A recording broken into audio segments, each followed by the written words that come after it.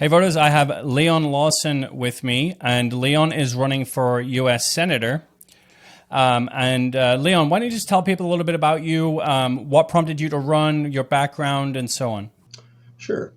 My name is Leon Lawson, and I own a car dealership in Shelton, Washington. Uh, I'd say in 2011, we opened the car dealership. I was a member of the community before that. I went to high school here in Shelton, and I grew up in Washington State. Um, what made me run was, to be honest with you, it started with the bureaucracy. Um, I managed it like everyone else. I just ran a business and I kind of wanted to be left alone. I kind of wanted to just do my thing and make sure I was doing everything the correct way. Um, as ambiguous as they try to make it on business owners to do stuff the right way, they make everything so arbitrary and capricious, it's hard to do business because they make a lot of their laws very gray area. It seems to always work out for the people that write it being ambiguous, but for the business owners and the people, it never really seems to go our way when we start trying to fight the powers to be.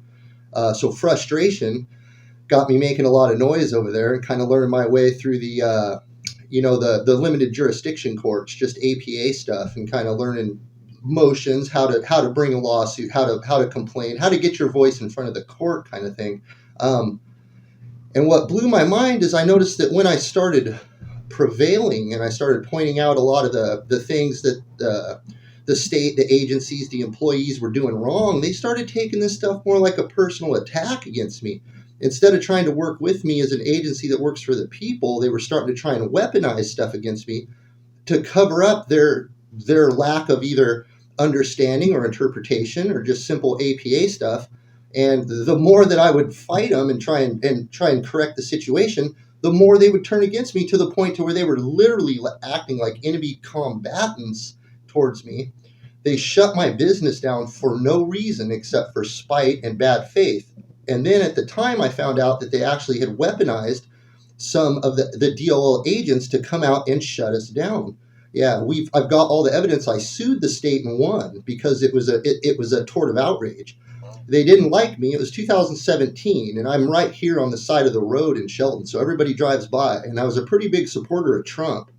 And I think that was the straw that broke the camel's back on some of the locals. And they admitted inside the DOL there was an active conspiracy to shut me down. They added fines. They told the police that we were cooking methamphetamines out of the dealership. Yeah, they put this on record. We have these interviews. Once I figured out that this could go unchecked, I had to shut down for a year. And to be honest with you, that's when I really found God. Because I got to the point where I was like, I felt lost. I'm like, I don't understand why this has happened. And I've always done the right thing. And, God came to me. And he came to me in a way that you have no doubt it's him when he comes, You know what you're doing and you know what happens. And from that point on, my life changed. He showed me the way to see his path and do what he wants me to do.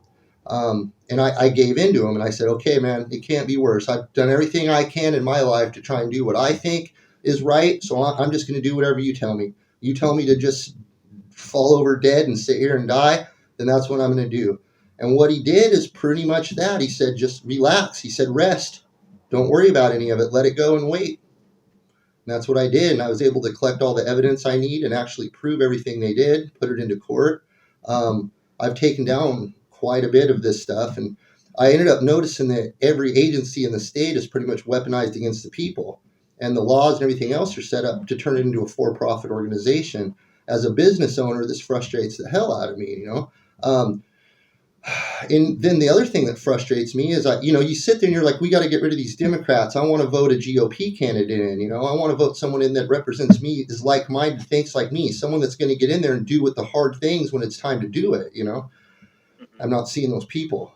I'm looking for them and I'm not seeing them. And what I am seeing is people that can brag about having $2 million in the bank and getting floated around the state all year long ahead of the primaries. People want to give people $2 million before they even know who the candidates are, right?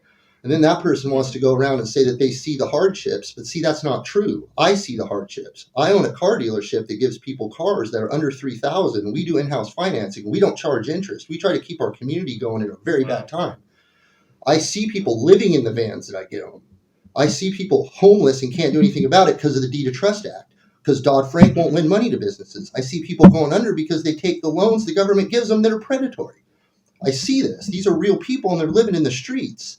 So for someone to tell me they got $2 million and they've been rolling around, getting flaunted around by the GOP and they're going to come change everything, I'm afraid they're not. To me, they're just in the pocket of the enemy and nothing's going to change.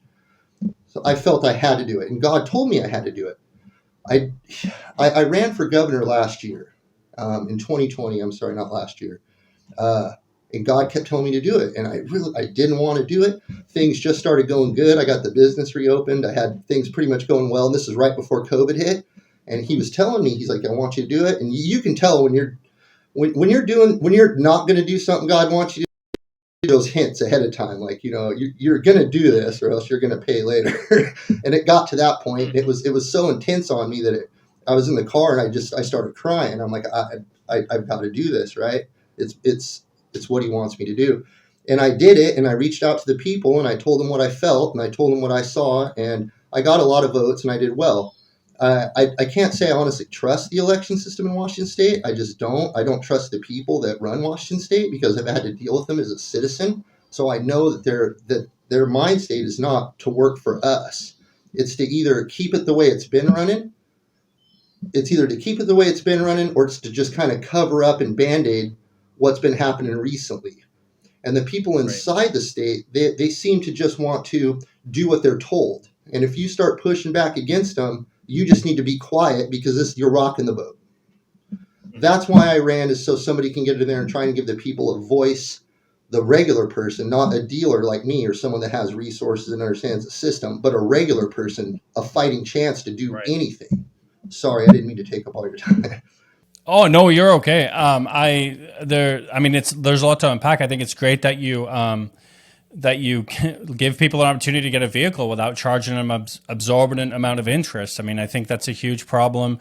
The loan industry in and of itself is a huge problem and something we won't get into, but that is something that I think I have wondered that in the past. Why don't car dealerships, I'm not talking big ones, but used ones that are selling vehicles under X dollars, why don't they float it? And even if you charge a small amount of interest, like 3%, it's still quite a bit of money over 4 years or whatever it is. I'm a realist. So the people around here, they like cars that are cheap. They don't have a lot of money. $300-400 a month, that's huge money to them.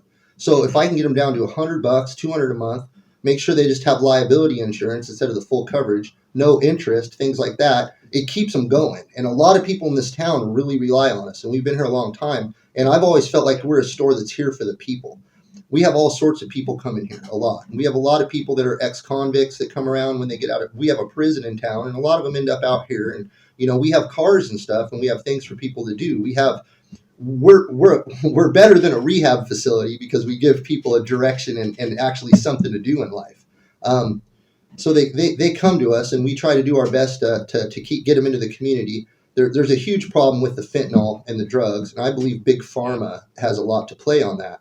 I don't like Big Pharma. I'm a vegetarian. I eat extremely healthy. I only eat fruits and vegetables. I blend them up. I will eat raw dairy, but I was overweight for a long time, and I started getting issues. In about 2011 or 12, I was almost 315 pounds. So I was pretty well overweight. I'm 6'4", so I was still pretty big.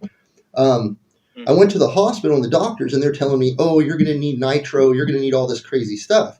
And what I did is I said, you know what I'm going to do? I'm just going to start blending up vegetables and fruit in a blender with about half water and just slamming it every day because I don't have time and I feel like crap because I'm always eating this stuff.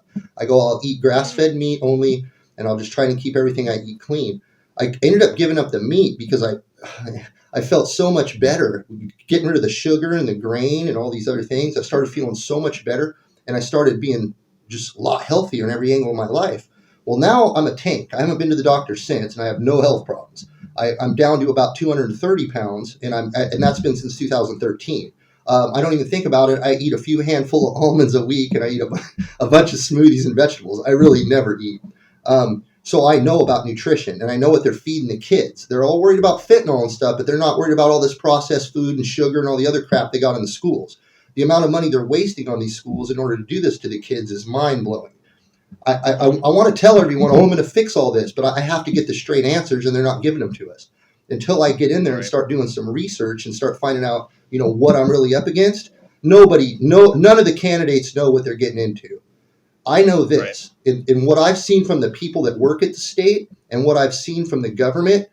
If I had kids, I wouldn't do this, because if somebody or something threatened one of my kids or something like that, I would have to buckle. But since I have no kids, I do have a wife. We've been married for 19 years. God didn't bless us with children, probably because he needs me to do stuff like this. But if I had kids, I'm not sure I could hide in a hole and do the vote I need to do. When you go to overturn some abortion or overturn some evil that they've implanted into our system, or when they try to take God out of our schools, or when they try to exploit things to push abortion, they're weaponizing that. It's all a for-profit organization. It's driven by the devil. Whether these people know it or not, they're doing the devil's work. It's not even whether the devil exists. It's whether or not they believe he exists, and it's whether or not they believe that they're doing the right thing in God's eyes, or whether they don't care and they're constantly trying to prove God doesn't exist by doing their evil. Their mind state is unclear to me. I know they've never seen what I've seen that God showed me, and I thank him for that every day, that he showed me the truth, Yeah. And I think that's a big distinction, is that we, as Christians, we look at things a little bit more objectively, and we see these things as evil and as good and evil. And you see these things being almost black and white. Like, hey, if I had kids, I wouldn't do this. And how could you do this? Even if you don't have kids, you know it's wrong. You don't have to have cancer to know that cancer is bad, right? So you can see that these things are objectively wrong, and that these things ought not to be happening. So I agree with you principally on much of what you've said. But let's hop into your survey here. We did a question 3 on the survey under the Constitution. And our statement is that our Constitution is the supreme law of the land. It defines and limits the authority of government. The original intent of the U.S. Constitution of Bill of Rights is to uphold the unalienable rights of American citizens. You responded at 10, strongly agree, and you said, this is why I'm running. I don't feel people are being represented in a way that the framers intended. So could you elaborate a little bit on that? You've kind of touched on it a little bit, that you feel like people are being misrepresentative and being misled. But what do you mean in terms of that we're not being represented in the way that the framers intended? Well, the more I started getting into law, the way it's written, state law, the way the legislators write the law, and more importantly, how the people they give the deference to interpret it, put it on paper so it can be read by a judge. A lot of the stuff the judges get, they have to rule poorly because it's garbage in, garbage out. So if they get a law that's written arbitrarily and capriciously, and they can't properly interpret it, it might as well not be there. The judge can't properly rule on it, so the people violating it win. Okay? Most of these state laws violate the emoluments clause in the Constitution, right?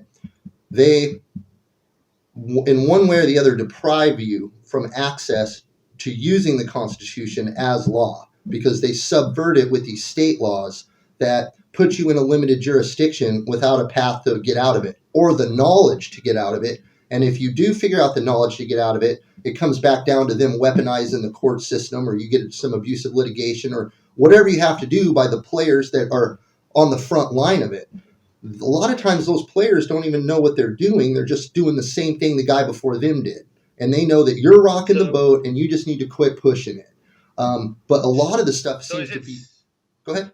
Sorry, is it safe to say that the Supreme Court's ruling on the limitation of being able to carry a firearm in New York and California, you're really touching on that issue, right? You're saying the states are limiting your constitutional rights, and the Supreme Court just said, hey, you can't limit a constitutional right because it's an unalienable right that's given to the people. Both ways. Roe versus Wade is the other hand. In that case, the government wants to put a law that says you can't ban abortion. The feds say you can't ban abortion. On the other hand, so on the other hand, they want to say the states are separate entities, and they have their own law. But the point of the Constitution being the supreme law of the land is, at the end of the day, if all these state laws, because of your individual situation, somehow violated your civil rights, and you have to go to the federal courts to go to the Constitution in real court, in real law, I guess that would be, it's a completely different type of court. It's constitutional law. I mean, once you get in there, you have to go to the court and be like, look, you're violating the Constitution. This state law is violating my Constitution for this reason. So my constitutional rights were violated by the states under the emolument clause for this. So those state laws are no longer valid. There's no path to do that, but that's what the framers wanted.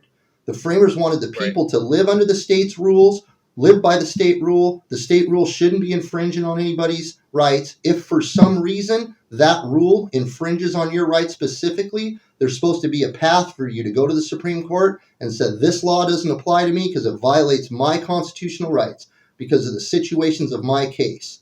But they don't give you a path to do that. They like to just keep you in the state court and circle you around. And if they do give you a path, they certainly don't want the average person to know what it is. So they want you to live under their state police authority. Well, I think for sure the justice system is convoluted and definitely overburdensome. I mean, I don't think anyone disagrees with that, because you just look at the levels of Supreme Court in the state circuit. I mean, you go through all of that, and then you go to the federal court, and it's so convoluted and expensive. And I would say that it's intentionally that way because they want to deter you from going that route. So I would definitely agree with you on that there is a deterrence just in and of itself by making it so convoluted. When you take it a step further and you have the state judges with all this deference and the ability to block you from getting to your federal constitutional rights, you've got a compromised auditor and a compromised court clerk and a compromised judge, maybe a compromised prosecutor. And when I say compromised, I don't even mean like viciously intent on being bad. I mean compromised by financial influences coming in and allowing those financial influences to dictate their policy. Because what I'm finding is the people at the head don't really know what they're doing. They really grab someone that's just willing to take money and do what they're told and not really ask someone so many questions, to the point where they don't really even understand what they're up there doing. I was talking to a group of people that were supposedly running for office, and most of them didn't understand the history of their office. You know, they were just another vote or another, give me your money, we need your help, you know. And that's the other thing is they tell you they need millions of dollars or they need all this financial help to run for office. Why? The only reason you need it is to get yourself out there and start paying the enemy to project your name. So you're going to get the media, which is clearly not on the side of God. They don't work for the people. They've pretty much all but admitted bias.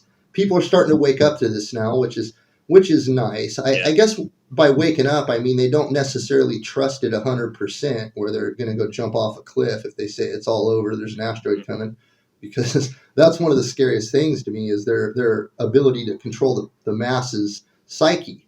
They think if that's what everybody else thinks, that's kind of what I got to think. The big news desk has more of an appealing authority to them. Well, I think there's been a history where at one point in time, for many decades, we could trust the media. The media kept the government in check. They were the source of truth. Yeah. And I think it was true, and I think historically we have evidence to suggest that was true, probably up until the early 90s, I would say. And then it did a U-turn. I would say up until about 2010 or 11, I would see fair journalism on every channel. There would be a lot more colluded crap in there, but you would catch truth, if you know what I mean. And you would catch a mixed opinion or something that went against the narrative, and you'd be like, whoa, that's a different point of view. But that's been gone since 2014. And I think when I noticed it the first time, I didn't understand the depth of it or the context. Well, something seemed funny to me when they wanted to take away our TV waves. I'm like, why do you want to take away the TV stuff? Why do you want us to only have digital? That's weird, right? Okay, fine, whatever.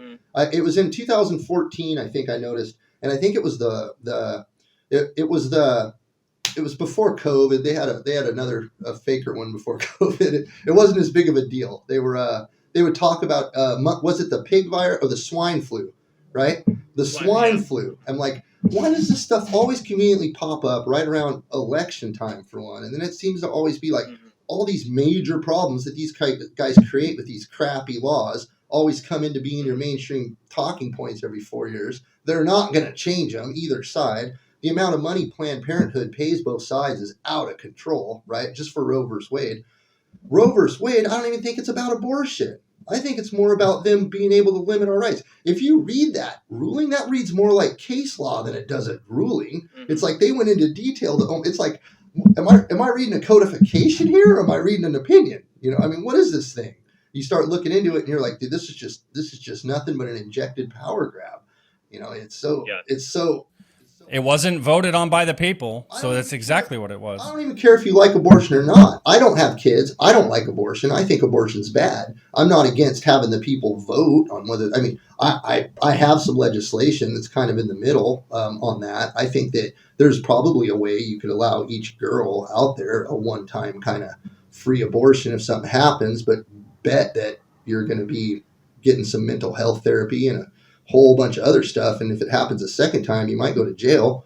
I mean, you got to be responsible up to a certain point, but you know how kids are. I mean, if something happens, there should be some kind of safety net, but that's the kind of thing for the people to vote for. I mean, we have 50 states. That gives you 50 chances to get something in the middle for everyone, right? And most of the states could adopt a good law if it pops up. But by the federal government just saying, no, you get to kill all the babies, that gives you, your hands are tied.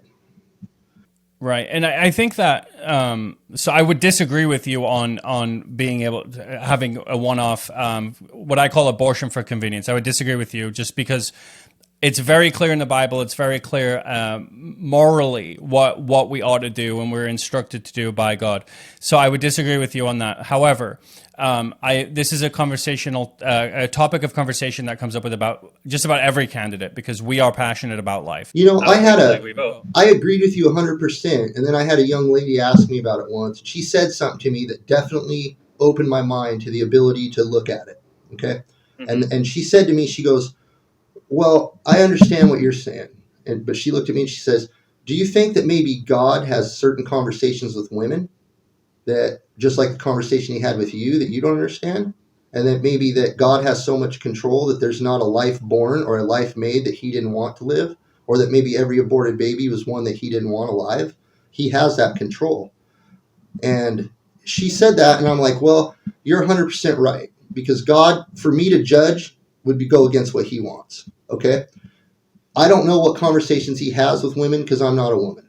Okay? So if there was a baby inside a woman and God told that woman, I need you to kill that baby for me, who am I to say he wouldn't do that? Who am I to say that's not his will? Who am I to say that's not a test? I don't know. I know God gets what he wants and he always wins.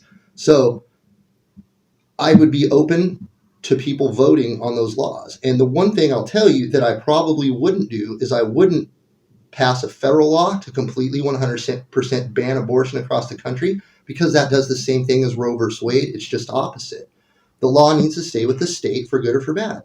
And it's like, I'm not going to vote and say now it's all illegal 100%. If the states wanted to vote murder legal, I would also say to you that that's illegal and you can't do murder, right? And that's a federal crime, and that's in the Constitution, and that's in the Bible, and you can't murder. The problem with abortion is you start getting into these arguments about when life starts and all these other arguments, okay? For me, it's easy. It's cut and dry. It's evil. You and I agree 100%. So don't kid yourself. But when you're a lawmaker, you have to have that little bird out here that says, dude, if you don't understand the argument from the other side, you can't argue your side. Right, but I do understand the argument from the other side too. But the thing is that my criteria isn't given to me by man. My criteria is given to me by the creator of the universe, the creator of everything. So when I tell you that I'm 100% against abortion, I'm not saying it because me, Dale Whitaker, I want that. I'm saying it because I've been told by the person who created everything that it is bad. And abortion for convenience is evil no matter what. And whatever circumstances are surrounding the person who is having that abortion, it cannot be worse than having the abortion, because I have not met one woman who's had an abortion who has said to me, I'm glad I had an abortion. It's the exact opposite. I know. They have mental health issues. I know. They go through I agree, it's murder the rest of their lives. I agree, it's murder. The only thing I'm saying is that because of the way the Constitution's written, it gives people the ability to lawfully bring up the context that it's not just straight up murder. So as far as like a lawful way goes, and the Christian side of me, I'll tell you it's evil. I don't like it, right? The only thing that I'm saying as far as a U.S. senator goes is if they said, do you want to ban abortion federally in all 50 states? I don't think I would do that, because to me that opens the door to other bad things. That opens the door up to them being able to stop, a whole slew of things. It's exactly what we just came out of. So there's no point in doing that. And that's a question people are going to ask, and that's what they're going to use to say you're pro abortion. You want abortions. I don't. I want to let you know that I'm going to vote in a way that makes the state's choice in that, and I'm going to vote in a way that gives the people the choice, because I'm one person and I want the states to be able to be the states. The point of the United States is the states make their laws, and if there's beef, they come to the federal courts and work it out. That's what the federal government's for. And so I would just say though, and I would just perhaps challenge you to even consider that whenever you vote on a bill, if you are to be elected, whenever you vote on a bill, you have to really sit and contemplate the moral implications of it, because it's not just about it isn't even about the all of the people that it could impact. It is about that, but it's also about who is Leon Lawson when you stand before the creator of everything, and your vote is going to be judged by him, right? So what I'm saying is, don't give up your moral compass or give up on moral issues. Don't give way, because what you do is you sacrifice your values at that point, and then who are you, right? And I can't do that. As far as that certain abortion question goes, every other question with abortion, I'm on board with everybody. It's just as far as that making it federally illegal, as far as like a vote goes, as far as saying, yes, I would vote to make it federally legal in every state. I can't do it. If the law was written in a way to where it just turned abortion into murder, then of course it would already be illegal in all the states, right? Now that's something I might vote on. But see, now that comes down to the judges. That's the court to decide that, you see? So if the court decides, which this is up to the court, if they say, look, man, the minute it has an eyeball or a heartbeat, or the minute it's alive, it's a person and it has rights, well then yeah, it's illegal. There is no vote. There is no vote, right? If they ask me, do you want to pass a law that says murder is illegal in every state, then yes, I'm going to do that. But as long as there's ambiguity in the laws and the way they're written, I can't do that, because that opens the door to other bad stuff. And this is why no one else is qualified to do this, because they'll fall into these pit traps. They'll use something that's super emotional that you really want bad, and then they'll fill it up with these other contexts, and they'll come right back at you with these other cases that use the same exact path you did to achieve something evil. So you say that about your moral compass, yes, that's right, but you can't let that stop the bigger evil, or you have to allow that to stop the bigger evil sometimes. Like we allow that precedent, and then all of a sudden we're out of office, and the Democrats get a majority of people that aren't so good later on down the road, and then they're like, well, they made the law to where we can outlaw whatever the hell we want. So we're going to outlaw church. How's that? Now there's no more church because the federal government said you can't have churches. Right. Something dumb like that, but you can't put it past them. So. Yeah.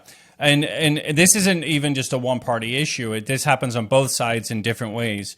And to me, I think that anytime a law is overly, I think laws should be overly simplified, right? Is what I'm trying to say. You have to talk about it too long. Something's wrong. It should be right.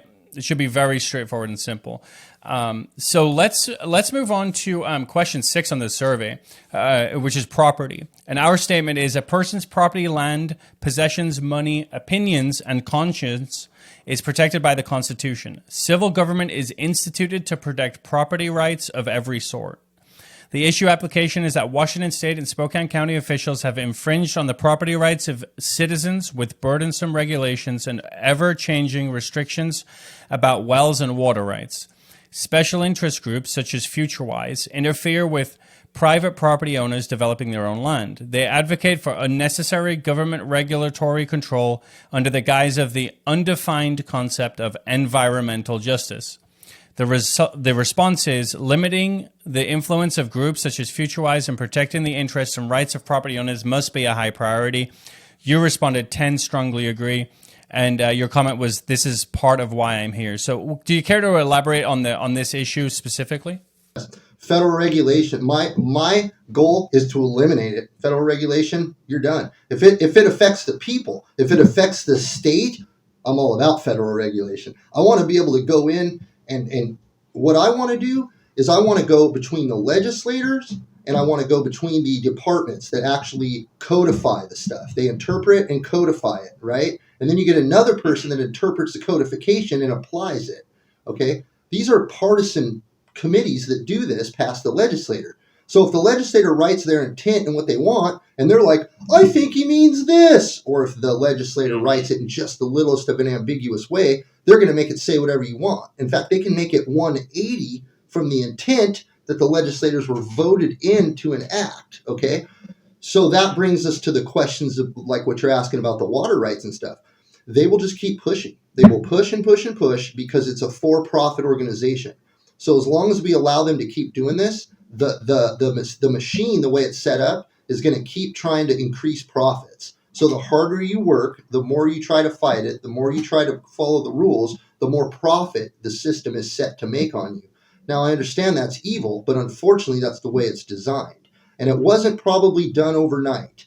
I think they slowly did it with, like you said, climate change, regulations, whatever they can find to justify sticking their nose into it. You know, they need these emergencies that they can solve. So they solve them by regulating us. We're always the problem, if you didn't notice. We can't govern ourselves. They need to come in and help.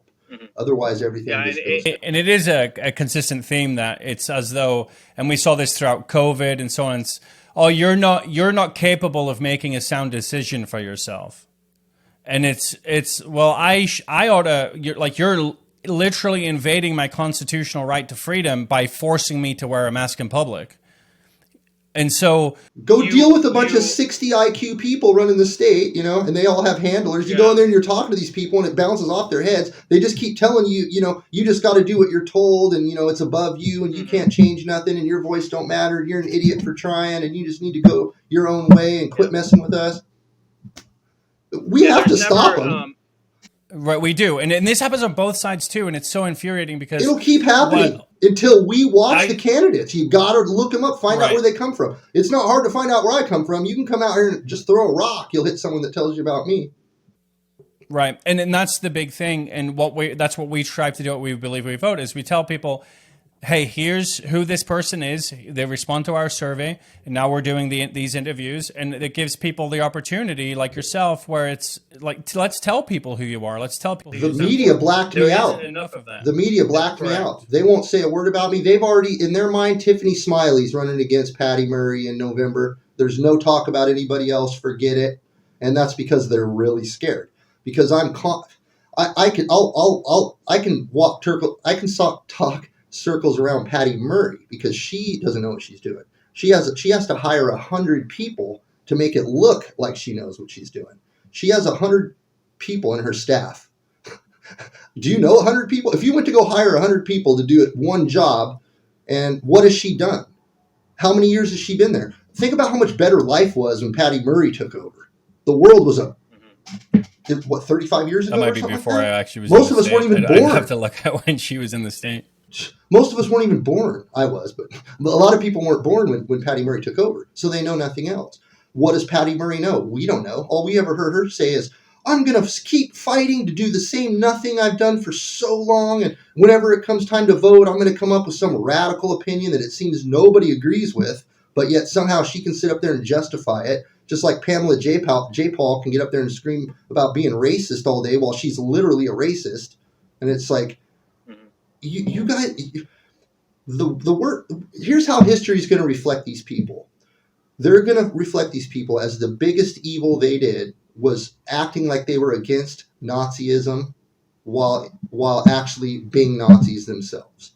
Yeah, saying I'm an anti-fascist while being fascist. Yeah, I mean, I get that. My wife's black, and I've been called a racist, but I don't outwardly tell people that my wife's black, because when I tell people that diversity, equity, inclusion is evil, they go, oh well, you're just a white privileged racist, and I said, well, I know. Maybe not, because my wife's black, so I must be a very self-deprecating racist.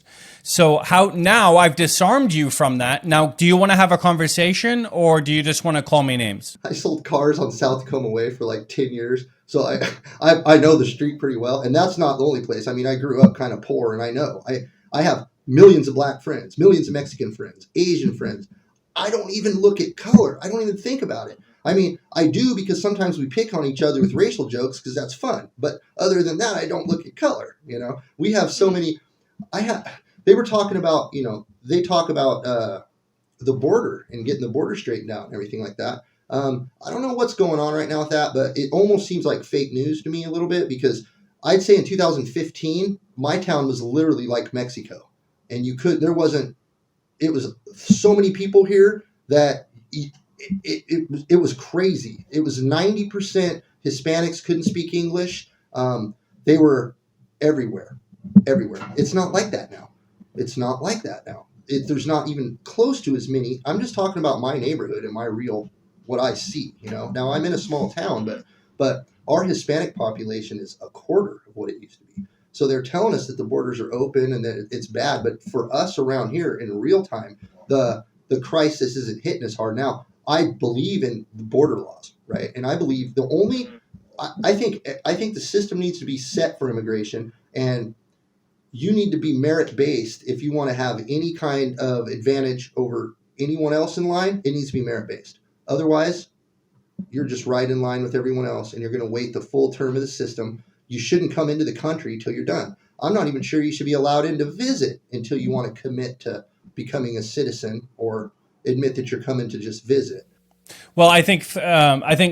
But to clarify, you're talking specifically if someone has applied for citizenship or for a visa, that they shouldn't be allowed to visit during that visa period. Is that, or are you talking about tourism in general? No, not in general. I'm just saying that if someone wants to come and visit and they come under the guise of that, that's fine. If they want to come and visit and they're like, hey, I want to move here. Okay, well, before you're going to come in and move here, you're going to commit 100% to going through our citizenship process.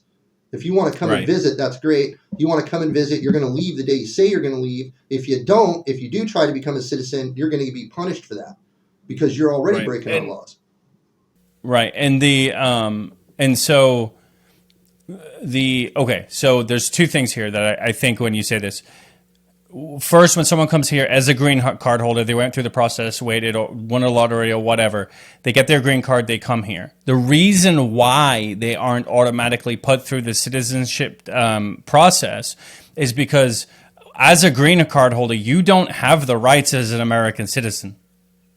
So it's intentionally set that way. So I think that it gives, this is just as someone who's gone through this process, and I've thought about this a lot. I'm not a legal scholar or anything, but I thought that in my interpretation and going through that process is, if I do something in that period, it gives them the authority then to deport me, because they can just go, hey, you're not a citizen. You're just a green card holder. You don't have the rights as a citizen. Yeah, you have some rights, but you're not a citizen. So see you later, and off you go. And so I would agree with you that that people that come here should have more of an education about American history, but that I don't agree that they should be given citizenship automatically. I think that the green card process works, but they ought to know how to they ought to know our history, what we stand for, how the Constitution was framed, who they were. Who the founding fathers were, I should say. And so, and I didn't. I really didn't. Now looking back, I was so ignorant when I first came to the United States. I didn't realize, I knew that the United States was this great place and so on, but I didn't know. Does that make sense? I didn't really know how great of a nation this country truly is. And another thing, just to elaborate on that, since you did it right, that leverage from bad people to use that lack of citizenship against you also wasn't there, which gave you the full opportunity to be an American and have your rights. People that come over illegally don't even have the American experience because they're still living as criminals. In one way or the other, it's ambiguous. And at any moment, the law can change and they're gone. You can't build a good foundation on that.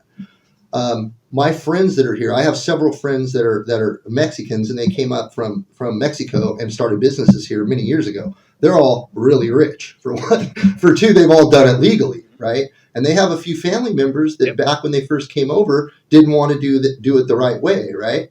And they were like, dude, you should do it the right way. They were younger, of course, back then. And they got it done. And their one brother who never did it, he's just always having problems.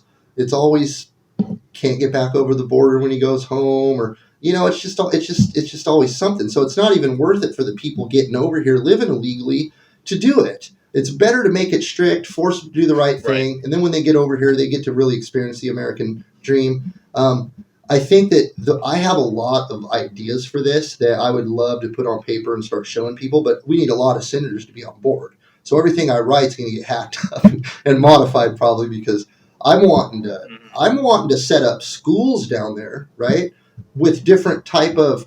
So say we get some children from Mexico or they're from Spain or somewhere like that. Wouldn't it be nice if we had a school down there with housing and stuff that was from their country and people of their country were teaching it and running it, so they still got to kind of grow up and learn and be educated, but still have their family traditions and their traditions. That way, when they became an educated adult, that they would still retain some of their heritage, and they maybe want to go back to their country and help fix it, And if that time, hey, you want to be an American, you've been here since you were 15, and you went through our schools that were from your country because you came over here young and as an illegal, I think that's another way to do it, because there's a lot of these countries losing all their citizens because of bad government.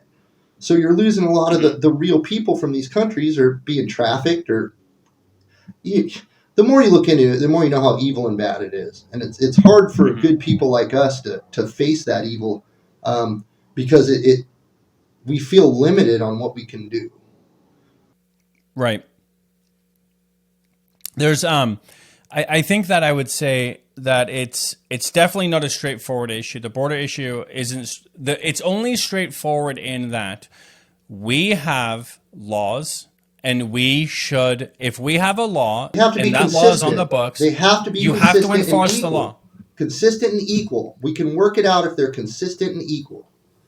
Mm-hmm. That's what they have. Well, you have to enforce the law. It's just simple. We see this all the time in Washington State now, where I know police officers say, I don't feel like I can do my job. You could speed at 100 miles an hour past a police officer now, and if you speed far enough, they'll follow you for a little bit. But now they're being told, hey, don't get into high-speed pursuits because that person's going to crash their car and kill themselves or other people. It's crazy. It's like, so you essentially is telling the criminal, go ahead and speed 100 miles an hour. Then let's just take down the speed limits. They make the cops think that it's because the cops will get sued or something for it, right? But that's not the case. The cops have so much qualified immunity. They could literally kick your door in, beat you up, hit you with nightclubs, drag you outside naked, and spray you down with gasoline and get away with it.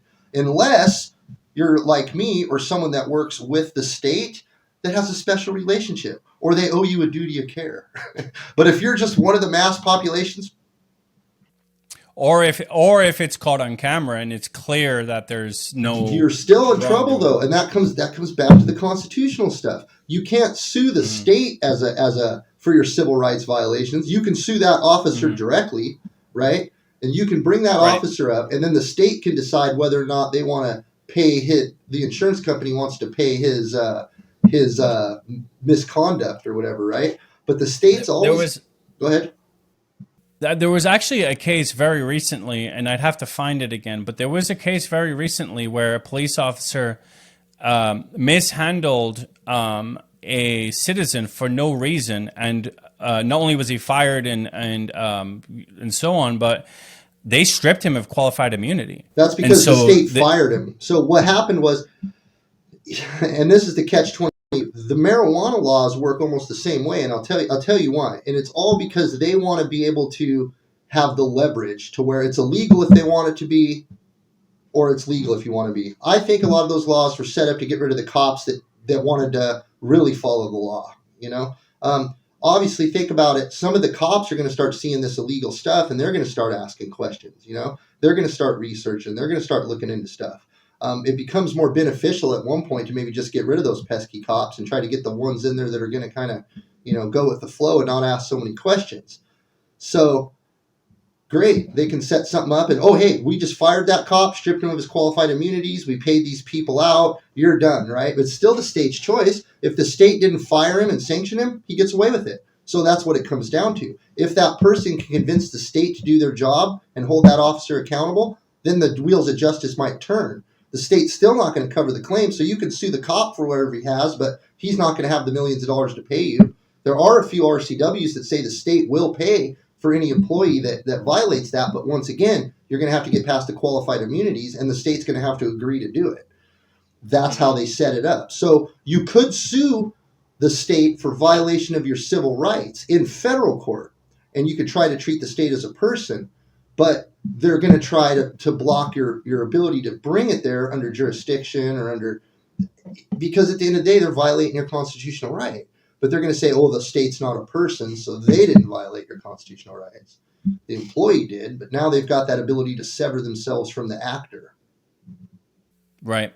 It's intentionally convoluted. That's why right? the more you get into it, the more I can't trust anyone else to do it because they don't see these pitfalls. When they get up there and say that they're going around getting the people behind them, I'm like, you're not doing anything because you're getting popular, but you're actually doing us a disservice because you're getting in the way of the people that can fix it. So at what point do you become a turncoat? If you know you can't do the job, but you're out there doing it to get money, what are you doing? You're not helping us. So that's what I have to say to the people that are running and they're not serious about it, or they don't really understand what they're supposed to be doing or where the real problems lie.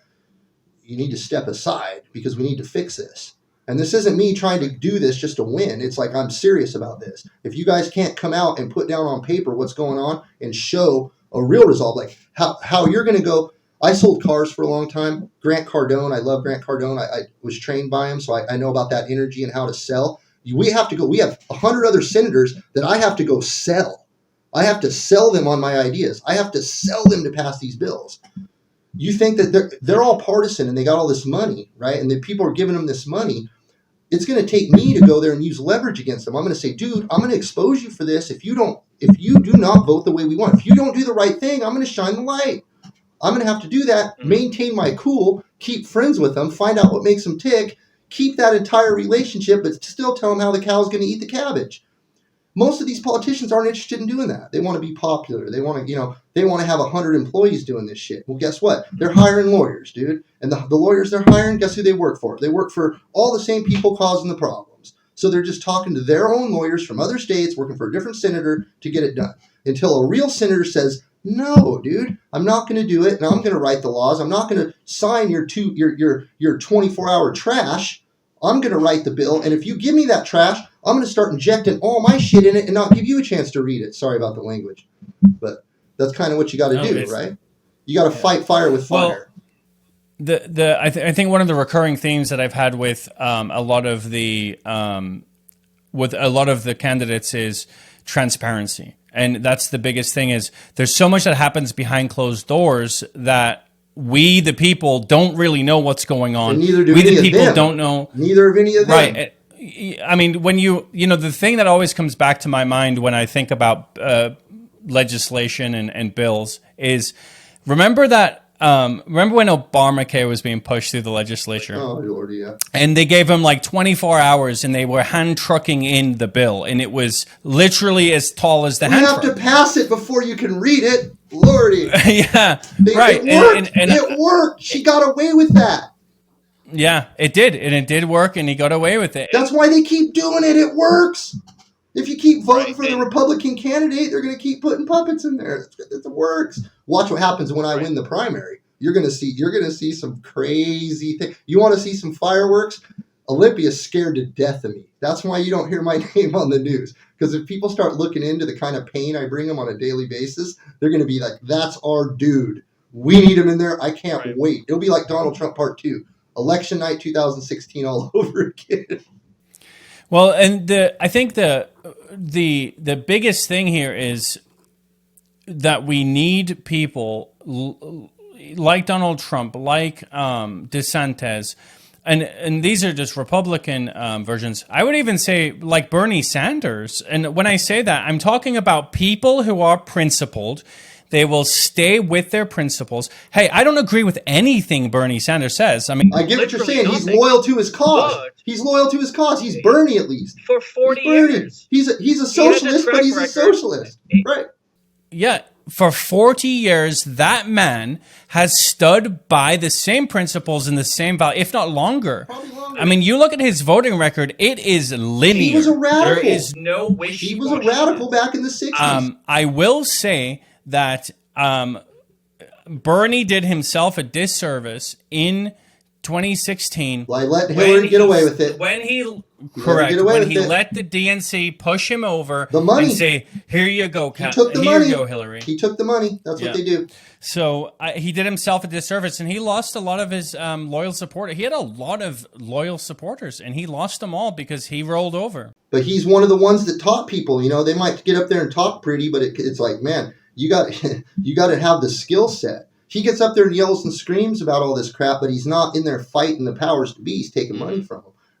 Look, so the money all. And again, I don't agree with No, I know you Bernie don't. Sanders No. anything. I get what you mean. He but is a loyalist. He's a loyalist to what he believes, and that's important in the political game because so many are just wishy-washy. For me, it's not. I'm not trying to identify as a Republican, a Democrat, a socialist. I believe in a Republican form of government. I'm trying to take it back to 1985, Huntington Beach, California, where you could go to the store and everyone was smiling and happy and have a skateboard and people don't have computers in front of their face. I have another thing. I have an Internet Bill of Rights that I've been working on. And it's something that I just kind of started a few years ago on my free time because I started thinking about it. And I'm like, what if people were treated just like what if the computer treated people with a Bill of Rights like the Bill of Rights does? And you had the ability to use the computer as a public utility without having to worry about it being weaponized against you or being at all use you back for any kind of information or anything. If you need to get on a computer and use something like type a paper or do something, it's always the same. It's free. It's available. It's not lagged. It's not owned by a company. You can get on there. You don't have to tell them who you are. You can pay a bill. You can do whatever you want. If you don't want to use the internet, you can throw them all in the trash and go through your day like the internet doesn't exist, and every single amenity should be available to you. Well, I think public libraries serve that purpose in a way, right? In a way, and if you can retain all the non-digital world, you're going to be a happier world. We have to go back to being humans again and put away a lot of this digital crap. It's good that it's there and it's a tool. And I also think with the Internet Bill of Rights, you should be able to say like, hey, I hate your rules. I understand the dangers of the big, bad, scary internet, and I'm willing to take that risk. And we'd be like, hey, that's great, dude. But if you want to go outside of our public web forum, just understand that you're on your own. We're not going to protect you. We're not going to sue no one for lying to you, giving you fake news, misleading you, selling you stuff, getting into your computer to plant products, slowing down your service, messing with your documents while you're working on them, allowing Microsoft to let attorneys enter your Word documents so they can read them while you're drafting them so they know how to counter. We caught them doing this. So they can actually seed the documents they send you. These attorneys will seed the documents they send you so that when you open them up in your computer, they can read all your Word texts. Yeah, there was a case. I remember there was a case. It was Dropbox or something, and I don't remember the exact details. Secure drop. And someone uploaded child pornography, and it's disgusting. But they saw this, and because they were monitoring it, and then they alerted the officials. And then it begged the question at the time. I know there was a big question about, well, they invaded his privacy and that was his account and so on and so forth. And I don't know what happened with that part of it. I mean, the guy went to jail and rightfully so. He was distributing child pornography and he should be. Right, which is proper. Yeah, it's abhorrent. But the question on the other side of it was, well, they shouldn't have ever been watching what I was uploading and so on. So I see what you're saying in that, hey, we're not going to protect you from these companies that are going to invade your privacy if you go outside of a public forum. Mm-hmm. But then it begs the question, what is a public forum? And this is what we always talk about with Facebook and Twitter. And that's it. Those are content providers. Those aren't public forums. Those are content providers. Anybody that But under the law, they're giving immunity. They have immunities. They have immunities because they're gaming the system. But what I'm saying is, when I mean public web portal, I'm not talking about a free speech platform. I'm talking about a public web portal. I'm talking about a utility like a tool.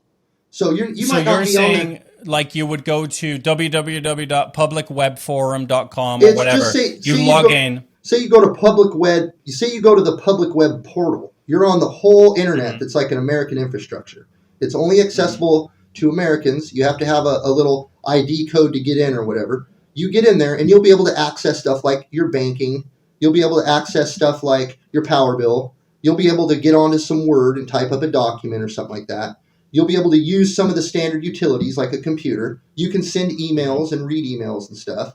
It's just while you're doing that normal work-related internet stuff, you don't have to worry about backdoor actors screwing with none of your stuff. I'm not saying you're going to have a social media platform on there that you can sit there and have free speech on, because if you have free speech, you can't have a regulated platform. So all I'm trying to say is what we do is turn it into a tool. So it would be more like a public utility for necessary things. Sometimes if grandma needs to pay her power bill and she can't necessarily get down to the power company to write them a check, she should have something she can open where the format's easy. It stays the same. People aren't upgrading it. She can get in there, hit a button, says pay your power bill. She hits it. It pays the power bill. You don't got people trying to sell her stuff. You don't got, so she can get on there, get what she needs done. She doesn't need assistance. When she comes back 6 months to do it again, it's the same.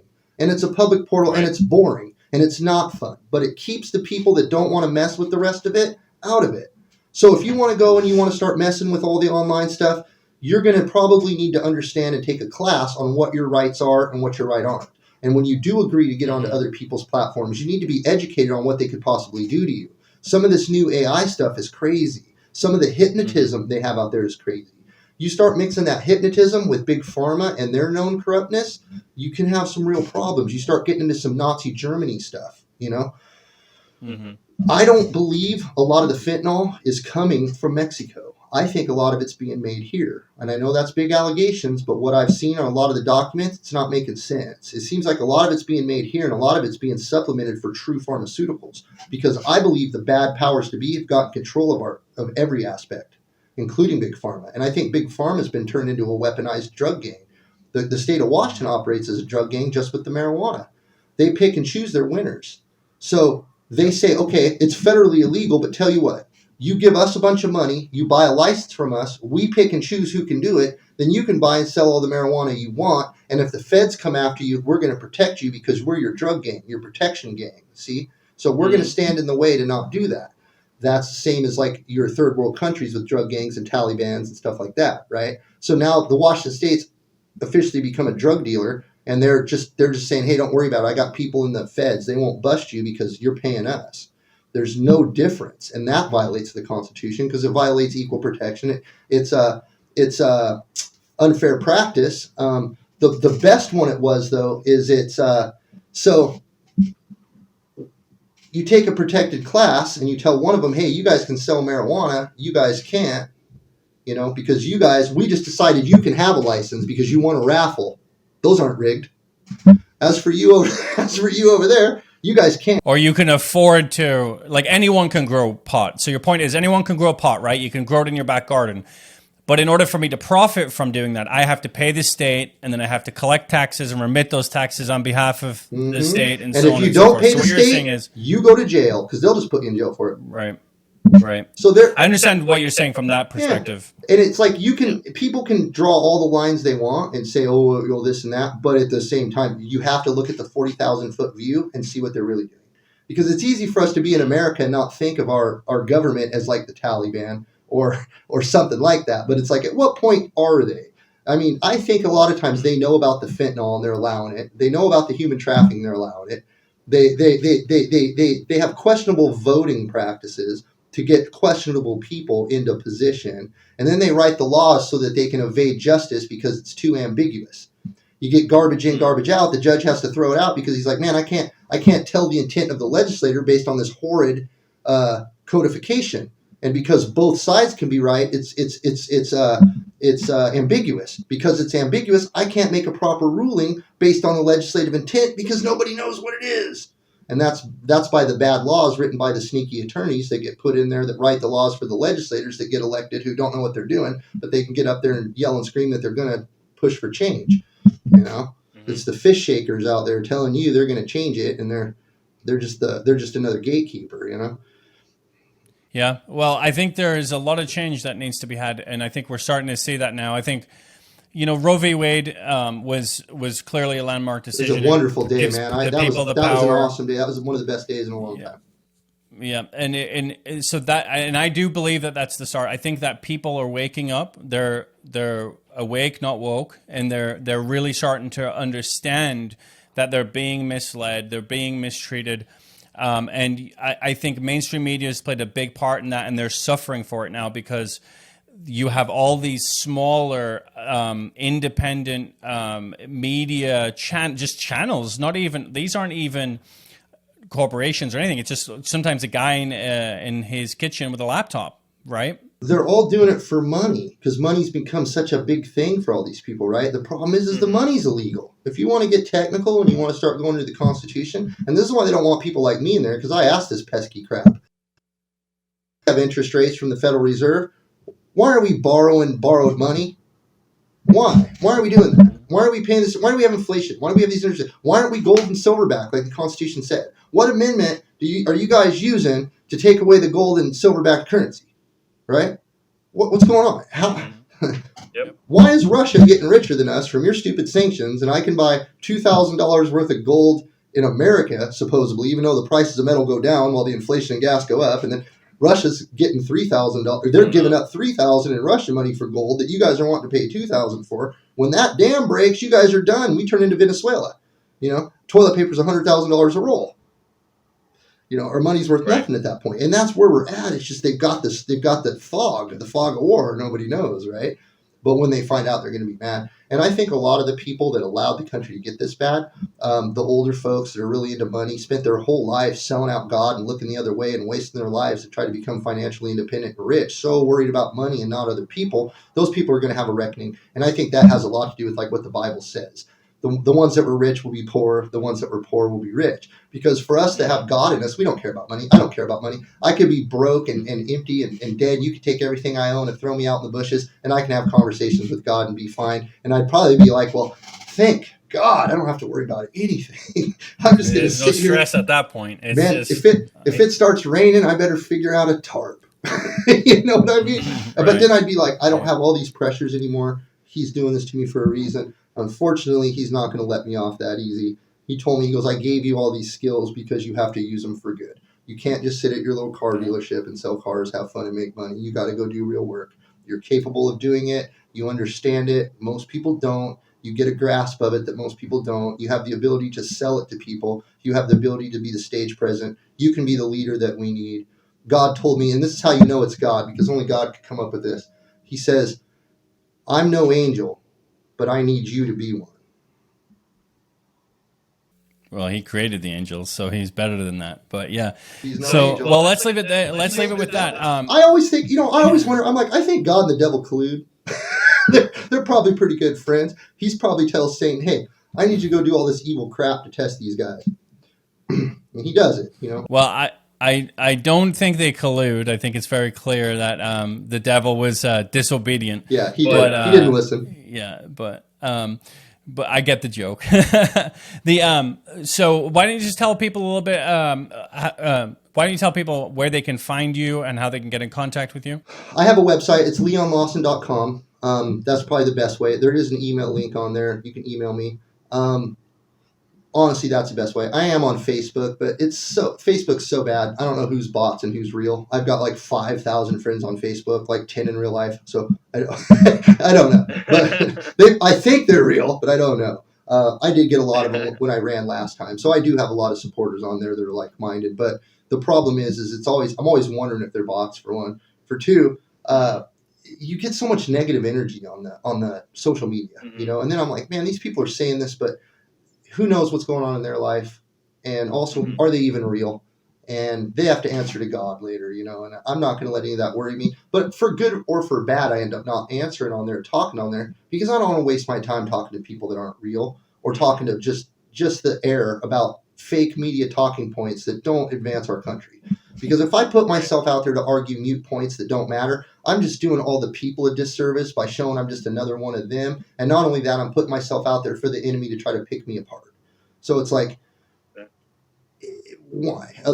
Obviously, no mainstream news places are going to want to talk to me because I say things that aren't comfortable to them. And I probably won't agree to not talk about certain things, because the minute you start doing that, you're selling yourself out for the control. I don't need Yep. to be on their news to the point to I need to control what I say or walk on eggshells or even worry about it. If I have a problem and a feeling, I'd like to address it. I don't like to sugarcoat. A lot of times my opinions are, and I'll be the first to tell people this, if my opinions are based strictly off of the media or stuff I've seen on TV or things I've been told through the internet, I keep it with a grain of salt. I understand both arguments and point of view, but at the same time, I'm not going to 100% make my decision. A good example, obviously a lot of the Democrats, Joe Biden's painted in a horrible light by the media now, right? You have to ask yourself, okay, they loved Joe Biden before he was president. Now he's president, they're coming after him. They're throwing all the stuff about his son out there.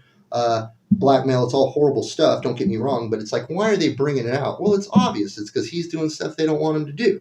So they're going to start dropping the blackmail on him and showing the world, hey, this guy ain't doing what we want him to do. This is how bad he is. We got to get him out of there. So when you see those same people start flipping on him and throwing the mud at him, you have to ask yourself, is he doing the right thing behind the scenes secretly? I mean, Roe versus Wade just got overflipped under his watch, right? Meanwhile, the fake news is telling you all this stuff, but at the same time, you're like, maybe it's like really fake news. And Biden's not even really the president, and something else is going on, and that person's not listening to the powers to be, and so they're like, what do we do? All we've got is the media. Well, slander Biden. And then meanwhile, they just keep hammering Trump, which don't help. And you got to ask yourself, you're like, man, they go after Trump so hard, right? They go after him so hard. If the state didn't come after me exactly as hard as they come after Trump, if the state didn't do the same stupid, crazy stuff to me that they do to him, I would say it's just a show, right? And then Trump sets it up for him to come after him so that he can have the stage and stuff like that, because he's an entertainer and he's very smart and he's very good and his policies are America first and he's a good guy and he's doing it for the right reasons, and that glows, right? People see it. But sometimes he's such a good internet troll, I'm thinking, man, is he just screwing with everybody, dude? Is he having everyone just come after him so that everybody's just talking Trump all the time and he controls it and he ends up becoming bulletproof? But no, I've seen him literally do it. They told everyone I was cooking meth. They actually weaponized cops against me. I've had good cops come up to me in Ford and be like, dude, what did you do, man? What do they have a problem with you just selling cars for? Dude, they hate you, they'll tell me, And I'm like, dude, all I do is just show that they're doing something that's not the way the book is written. And just because the guy that did it before them trained him to do it that way, I'm the bad guy.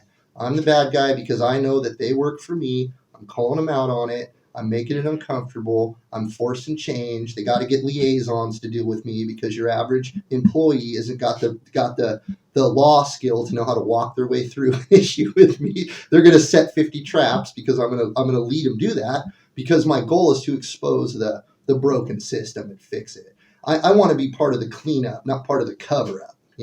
It's too easy for everyone to just cover it up and move forward, and I want to just rip it all down and clean it up. And transparency is important, because if the people know what's going on, you can't mess it up.